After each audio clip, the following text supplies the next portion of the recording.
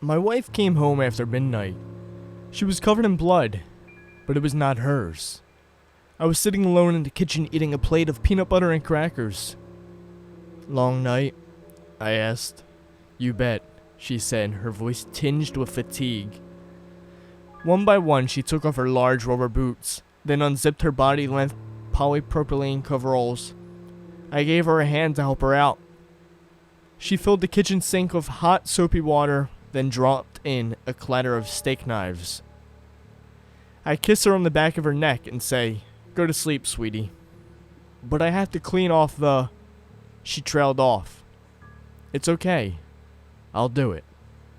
I said I could have added, "I'll clean off the blood," but I did not. I never ask about her late night excursions. I think that is what makes us a great couple.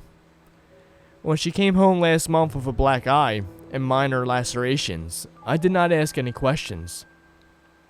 I cleaned out her cut with warm water and gentle soap. Then I went to the fridge and grabbed an ice pack for her eye. I made her a nest on the couch, and she fell asleep to reruns of The Addams Family. When I came home a week later, find her parading around the living room in a human skin coat and a necklace of ears, I did not ask any questions.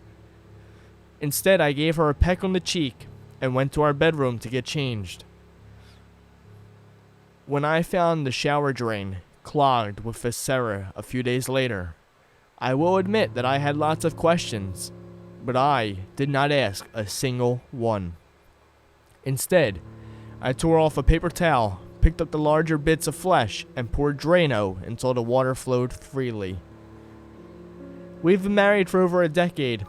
Like any couple, we have had our ups and downs. We have based our relationship on a firm foundation of trust. Part of that trust is being aware of times when ignorance is better than knowledge. Unlike other couples who are mired in suspicions, jealousy, and conjecture, we have persevered. Trust, when reciprocated, feels like a special kind of magic. Last night she came home early.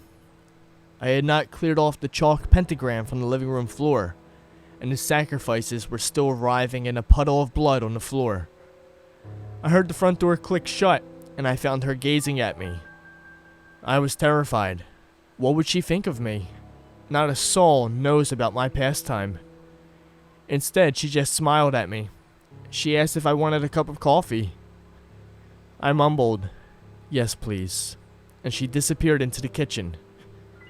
I quickly finished the ritual, mopped up the blood, and placed the bodies in our garage freezer. I found her sitting at the kitchen table. My coffee was still steaming.